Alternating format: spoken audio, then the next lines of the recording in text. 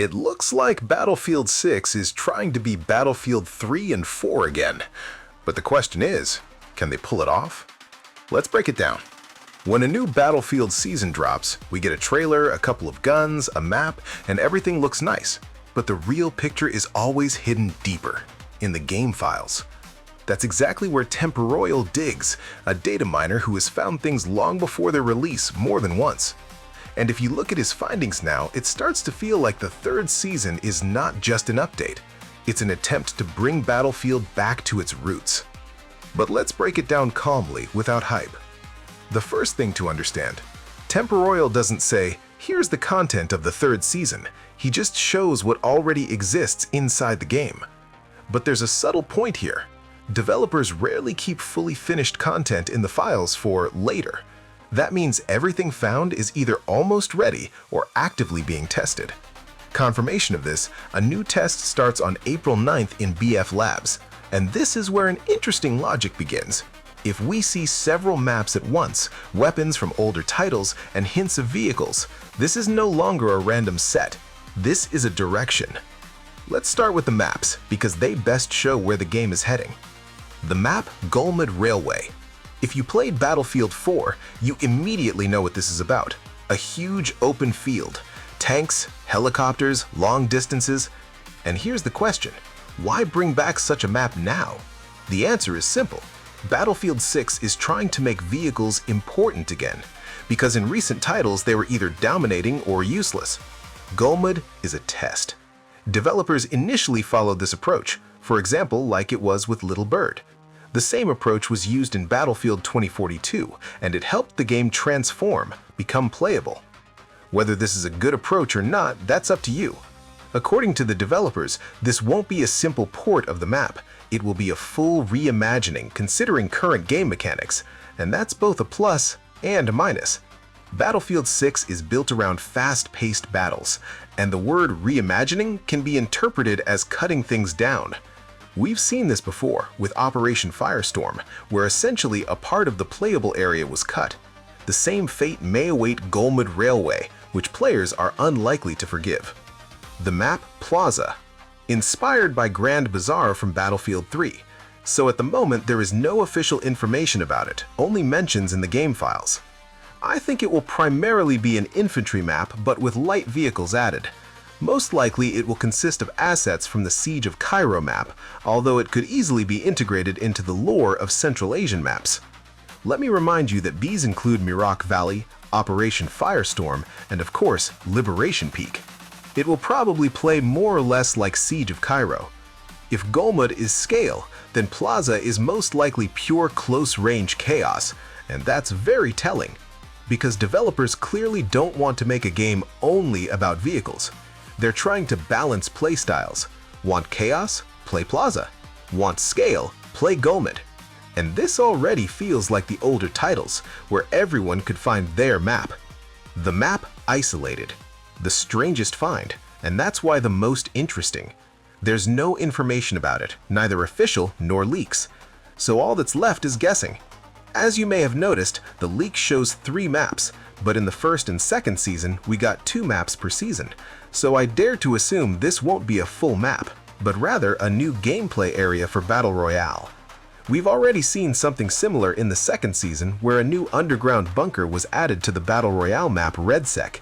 And even by the name, it's clear that this will be another enclosed space, possibly another bunker. And if we really push theories, some time ago another data miner leaked an inaccessible gameplay area on the Fort Linden map. This could either be an Easter egg or a setup for a new gameplay zone. There's a feeling that if you put all 3 maps together, you get an almost perfect set. Open warfare, close combat, a separate mode. Overall, we'll keep an eye on the news. Now, weapons. M16A3. Yes, it's a legend. It first appeared in Battlefield 3, and I think many people are familiar with this rifle. And according to the series canon, it will be one of the best assault rifles in the game. However, there's one very strange detail.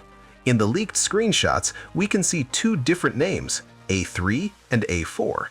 The difference between these rifles is significant. The main difference is that in reality, the A4 fires either single shots or 3-round bursts, while the A3 has a full auto mode. I dare to assume that this is not just a naming mistake. Maybe the developers will add a module that allows automatic fire, and most likely this assault rifle will become the meta of the new season. RPK-74M. A logical question. Why do we need 2 RPK machine guns in the game? I'll explain.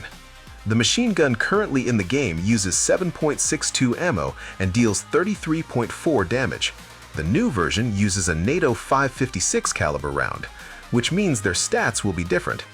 I assume the lighter version will have around 25 damage with a fire rate of 600 to 700 rounds per minute, while its bigger brother has 33 damage and 553 fire rate. The lighter version should be easier to control in terms of recoil. We've seen this before in Battlefield 4, where the support class had both RPK and RPK-12. Looks like DICE is copying weapons again. L115A3, also known as AWM, a legendary British bolt-action rifle. This is a modification of the L96, which we saw in Battlefield 3, and its newer version that appeared in Battlefield 4.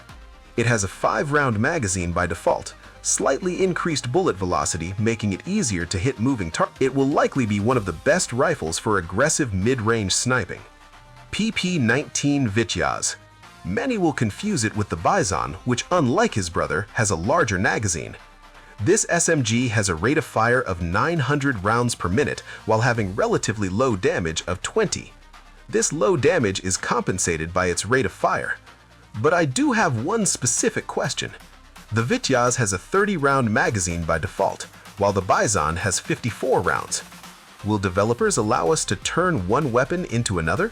Let's hope for the best. Unfortunately, there were no leaks about vehicles. However, with the appearance of the Golmud map, a vehicle rebalance or new modules to existing ones is possible. Let me remind you that vehicles were the center of attention on this map, and if nothing new is added, then what exists needs to be balanced. Developers have already burned themselves on this before. Season 3 is not more vehicles, it's an attempt to balance them properly. The closest source to the truth for us is Battlefield Labs, and if new details appear, I'll make sure to cover them.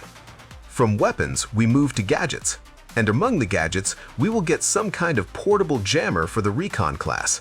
Apparently, it will work as a way to hide you and your teammates on the minimap. Something similar was already seen in Battlefield 2042 with Camilla Blasco. In addition, there are 2 battle pickups with artillery strike and smokescreen. It seems they now want to bring this from Battle Royale into multiplayer. It would have been better to implement a squad point system like in Battlefield 5. And separately for Battle Royale, a JAGM missile strike will be added. Its mechanics will be similar to a regular missile strike, except for one feature. The target can be continuously marked until it is hit. That means an enemy, after seeing the strike marker on the minimap, won't be able to hide as long as you keep them marked. But that's just my assumption. Besides gadgets, there are additional game modes. The well-loved Obliteration mode from Battlefield 4 appeared, where you need to capture a bomb somewhere on the map and as a team deliver it to an enemy target to detonate it. There is a 2-phase mode called Infiltration. In it, we will collect certain items and hunt other players. And besides that, there is a new mode, Alliances. There is no information about it, but based on the name, I assume we will temporarily team up with other squads to complete shared objectives.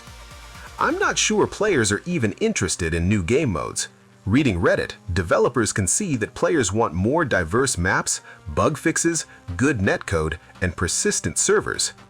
Developers will also add a ranking system to the Battle Royale REDSEC. Players will earn points not only for survival, but also for active play, kills, and assists, and entering a match will cost rating, creating constant tension. Seasonal resets and rank protection hint at a living and dynamic ladder where you can't just settle, you have to constantly prove your skill. Harsh penalties for leaving matches make team play mandatory, especially in squads of 4. Additional challenges add variety and give a chance to progress even outside perfect matches. In the end, players will get a fully fledged ranking system that they've been asking for a long time. So, If we step back from the details and look wider, the picture becomes very interesting. This doesn't look like a random season. It looks like a rebuild of the game's philosophy. Why? Because old maps are being brought back, familiar weapons are being added, playstyles are being balanced, and this is usually not done for no reason. It's done when they want to regain player trust. And here's the main question: is this a step backward or the right decision? And honestly, even if half of these leaks make it into the game, Season 3 will already feel different, more familiar, more Battlefield-like. Write in the comments, do you want the return of Classic or completely new ideas better? Don't forget to like and subscribe to the channel. Thanks for watching this video till the end. See you on the battlefield.